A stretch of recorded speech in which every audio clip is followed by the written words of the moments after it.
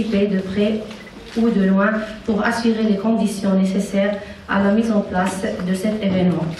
Grâce à tous ces efforts, ce séminaire a pu avoir lieu. Je vous souhaite bon débat et fructueux échange. Je passe la parole à Monsieur le Président de la GIC.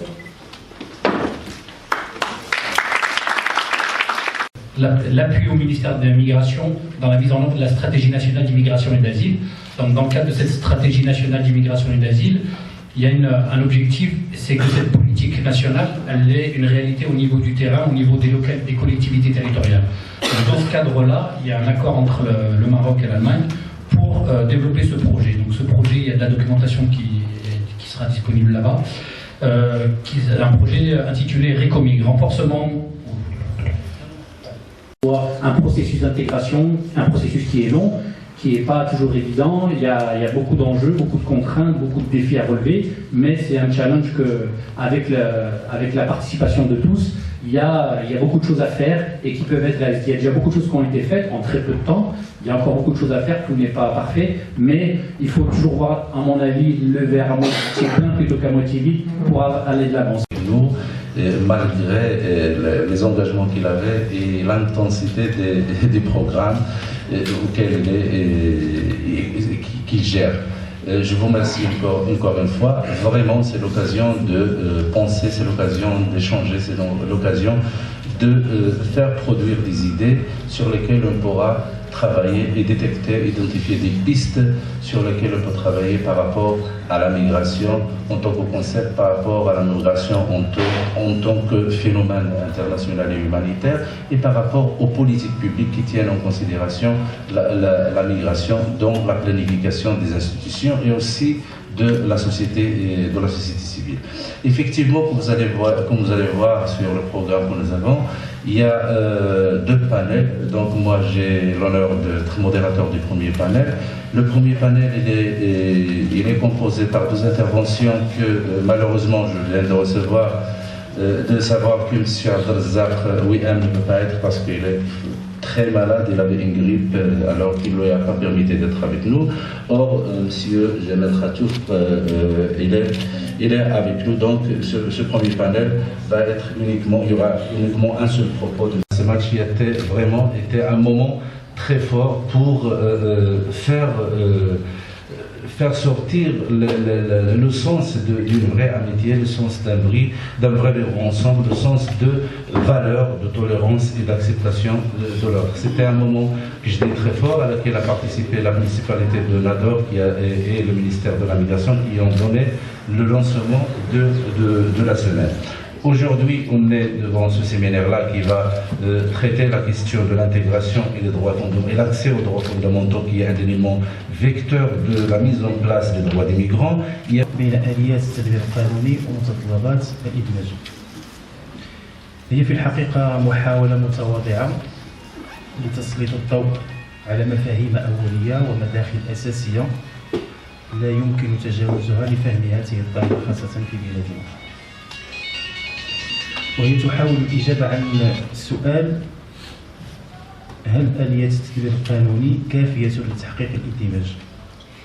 أم أن متطلبات الإدماج والاندماج تستلزم فهما عميقا لحاجيات وظروف الوافد الجديد، ألا وهو التجربة السابقة للمغرب على اعتبارها أنه كان في مرحلة تاريخية بلد عبور وتصدير للمهاجرين من أبنائه ومن باقي العابرين عبر أراضيه. فكان التصور السائد لدى الدول المستضيفة لا يقتصر على اعتبار المهاجر كيد عاملة أو قوة عاملة، بل كان يعتبره البلد المستضيف مثلا فرنسا حمولة ثقافية لغوية ودينية. لذلك كانت الدول المستضيفة سابقا مستعدة وعملت على مواكبة حاجيات ومستلزمات الوافد الجديد تشغيلا، تعليما وصحة، مع توفير إمكانيات مالية وبشرية كبيرة جدا لتحقيق ذلك. وبرغم من ذلك ظلت إشكالية الاندماج مطروحة متعلقة بالهوية، باللغة، سواء على الوافد الجديد أو الدول المستضيفة. وكانت تلوح بالأفق دوما أسئلة متعلقة بقبول الآخر، المساواة أمام القانون، مفهوم المواطنة، ممارسة الحقوق والحريات، حماية الدولة للمهاجر. Que le monde est déjà Belal a cité, c'est le processus d'intégration. Quelle intégration il s'agit de quelle intégration et comment pourra-t-on réaliser cette intégration? Elle a comparé un petit peu à la réalité marocaine de l'intégration, de la politique migratoire et de ce pensée ensemble migratoire. De l'intégration des migrants qui a suivi toute la politique qu'on a suivie ensemble, de la régularisation des migrants et les 16 piliers qu'a mis en place le ministère de la Migration par rapport à l'intégration. Et il a jugé cette intégration comme très limitée parce qu'elle ne répond pas vraiment aux vraies problématiques des migrants, mais elle répond plus à la régularisation de leur situation administrative, plus qu'à leur intégration en tant que telle dans la société. Et le 6 royal du 9 septembre, ce cabinet, je vais arrêter, on me demande d'arrêter. Enfin, la politique, on se rappelle tous du processus, l'initiative royale, le communiqué du cabinet royal qui est venu à la suite du rapport du Conseil national des droits de l'homme pour une politique migratoire radicalement nouvelle. Et puis là, un petit peu les motivations et les référentiels sur lesquels se base cette politique migratoire, c'est le préambule de la Constitution, l'article 30 de la Constitution.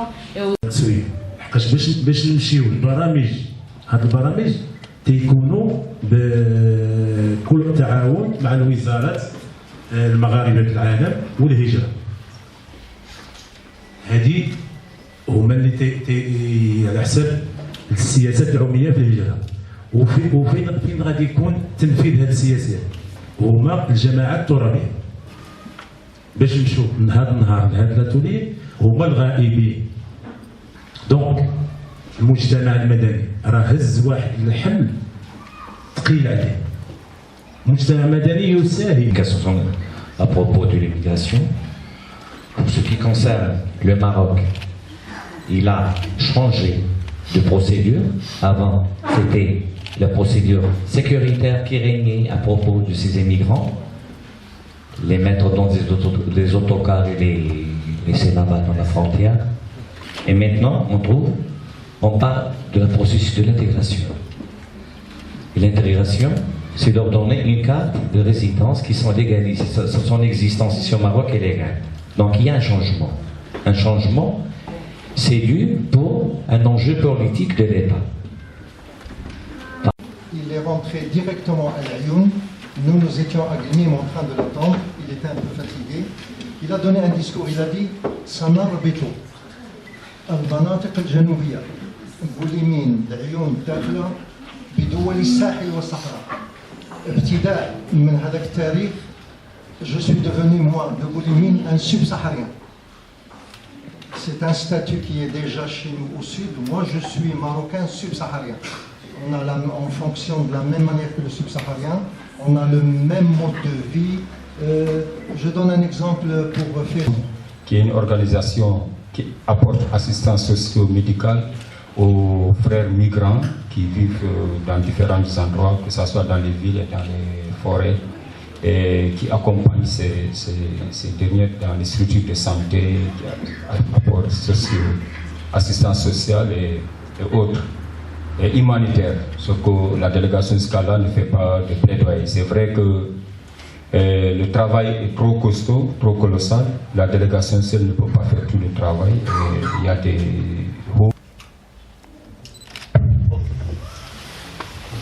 honneur et un plaisir en même temps de me retrouver ici pour parler de l'accès de l'éducation pour les enfants immigrés. Avant d'y arriver, je vais d'abord me présenter. Je suis diplômé en biologie à l'université de Thiam au Cameroun et je suis spécialiste en médecine naturelle, qui est une médecine alternative où beaucoup de gens l'appellent les naturothérapeutes.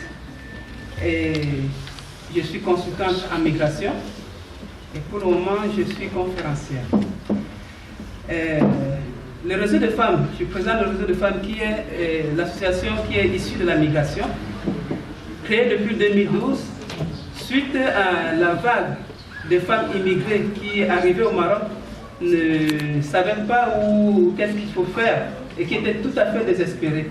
ركزت اهتمامها على إعادة الاعتبار للنساء المهاجرات بالمغرب وقيمت تجربة النساء المهاجرات بما هو موكول إليهن بمسؤوليات إدماج الأطفال في طور الاندماج المؤسساتي ووضعها هذه المسؤولية في صلب مؤسسة التربية والتعليم بالمغرب، باعتبار وضعية هؤلاء الأطفال جد حرجة، لا سيما في غياب وعي اندماجي وهيمنة أفكار ضيقة سواء كانت دينية أو لغوية. كما رأت أيضا أن من أسباب تعثر هذا الاندماج، أنا أصلا عندي الحلقة كبيرة، غياب مؤسسة